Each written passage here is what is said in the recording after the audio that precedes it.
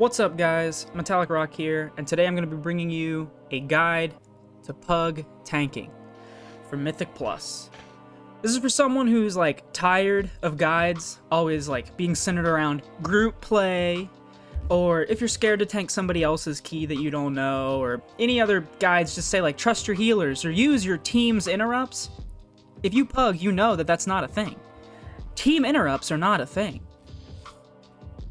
And I've seen like a couple of key problems like on the Reddit that people talk about when it comes to they're nervous to tank, and I've experienced that myself as well, like particularly in the beginning of BFA towards like I came back in the end of BFA. So we're gonna jump into a couple sections of advice real quick here, so let's get into it. My first section of advice is like advice for nerves. And there's some classic advice in that kind of space, like tank your own keys so you don't ruin others. Like, if it's your key, it doesn't matter if you shit the bed. Or if everyone sucks, you know, it's only going to be on you. You put the key together, you're learning how to tank, it's your key, you can do what you want. Make the pulls you want to make, no one's going to care, it's your key. If they do care, tell them it's your key. You're just trying to finish the dungeon so that you get the experience. One of the other things you could do is to recognize your tank privilege. This is kind of scummy, but you're a tank. You're a tank in pug queue, so it's like you could do whatever you want. Have you never run a 10 at that dungeon before? It doesn't matter. Queue in anyway. They'll probably take you.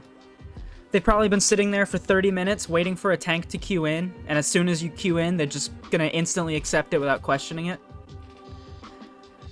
One of the other big pieces of advice that I think I can give here is to be the smartest person in the dungeon. There's a lot of great knowledge out there, and knowledge is comfort when it comes to tanking, especially in pugs.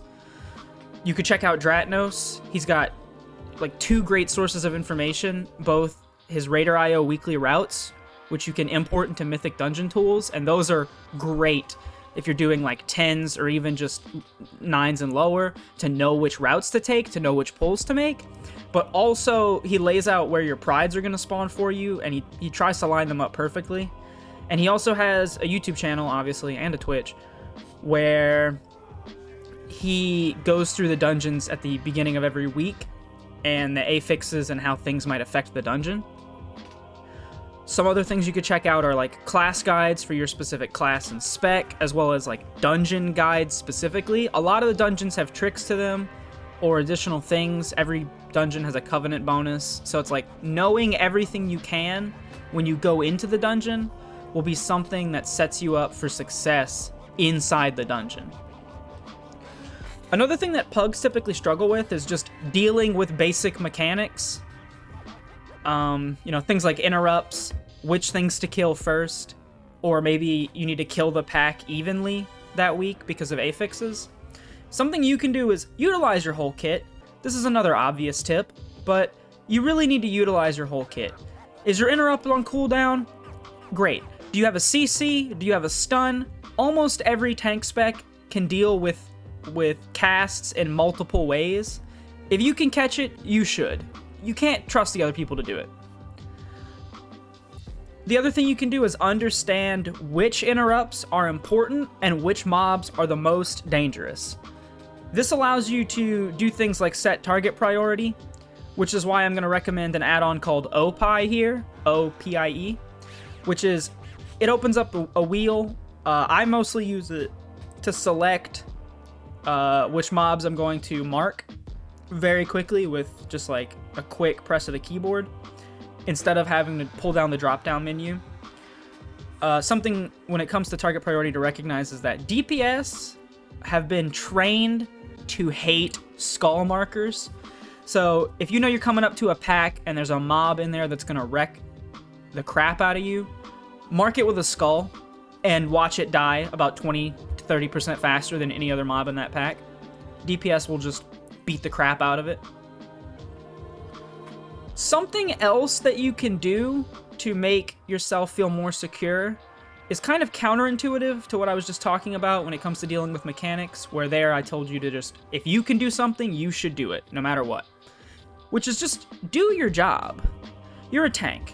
So I would say that your job comes down to the 4 Ps: pace, positioning, priority, and patience. When it comes to the pace, as the tank, you set the pace of the dungeon. You decide when stuff gets pulled. And if someone else is deciding that, then that's not a good thing. But at the same time, it's really not up to you what the pace is. You're the pace maker, but you can only go as fast as your group can keep up with. So do some feeler pulls at the start of the dungeon to assess the group's ability. Did the healer manage to out DPS some of the DPS while keeping you at max? You've probably got a great healer, and maybe you can pull a little bit faster. Were the DPS dropping 15k DPS for the whole first pulls? You can probably go a little bit faster. On the other hand, were you the only one interrupting and you almost died twice to 3 mobs? It's probably going to be a slower dungeon. The next thing that I was talking about there was positioning. Lots of affixes, abilities require mob movement, and your job is to control the packs. So you have to be alert on what's going on. Is it Sanguine Week? Know that before you go in. Keep that knowledge with you. Try to move around it. Mob's about to die, move ahead. Lots of abilities have spots where they mark the ground as ruined, and you have to move to a different spot. And doing that can actually help your DPS do more damage, which gets the pack killed quicker, which gets you out of there safer. Once again, I'm just mentioning priority here. I would say it's the tank's job to mark priority, so make sure you have OPI downloaded, be knowledgeable about which things need to be killed, which things need to be interrupted, and try to maybe communicate that with your team. If you want to go in there at the beginning, tell them, let's interrupt X's, let's kill skulls as fast as possible. Maybe that little bit of communication will serve you later on in the dungeon as you're marking stuff. And the last thing here for the tank's job, I'd say, is patience, which is something that maybe I struggle with a lot of the times. I can be pretty toxic in dungeons. Not like to players, but like to people in my Discord that I'm talking with. DPS love and they fear you. A great tank can make a whole week, but a bad tank can ruin a whole week. So if you go in there and you're proving to them that you're an amazing tank, they're really going to love that, and you'll probably see the whole team work together. And if you see any toxicity start to crop up, try to smash it as quick as possible, or maybe even reset the key if you need to. I've had keys where a DPS is just shit-talking a healer that was doing a good job the whole time. He kept dying. He died like 6 times before the first boss, and he was just shit-talking the healer, and it was just him standing and stuff. And like when it comes to that, I told the group, like, hey, I'm gonna kick this guy and we're gonna drop the key and run it again if you guys are interested.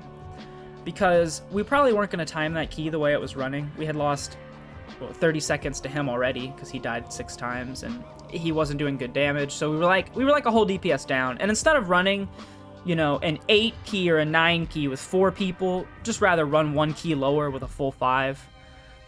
And pre-dungeon banter is really good too. This can be something that really shows you whether the key is going to be good or not before you go in a lot of the times. If people are talking just about anything, just even hello before a dungeon, you kind of know, like, this is a good sign. This means that these people are willing to communicate, and a willingness to communicate can be the difference between a completed key and a failed key. I would say here for closing remarks is never stop learning. One of the other things that I've always found helpful as a tank is to go out and play a DPS or play a healer in a couple keys every now and then to just see other tanks' routes. It's always good to follow the weekly routes, they're extremely good, but every now and then you'll see a tank do something different, something that you wouldn't have thought of. If you're only playing a tank, you would never see that. And so I've played DPS before, and I've seen different ways to do dungeons that have actually ended up being way easier or way faster. And those are always like super cool to see, super cool experiences. You know, you can always keep polishing up on your class, on your spec, keep up to date with the dungeons. The patch notes are a great thing to find because it can really show you which mobs are getting changed around. A mob that might have been slapping the crap out of you last week might have gotten a 20% nerf this week, so it's just something to be aware of.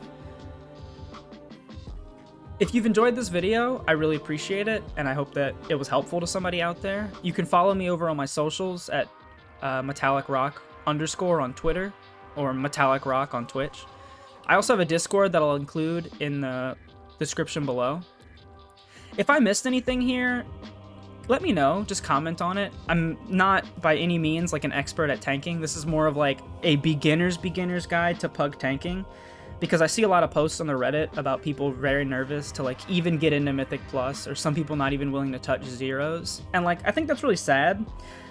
Tanks are already scarce and they really need you out there. So, you know, go out there and be the best tank you could be.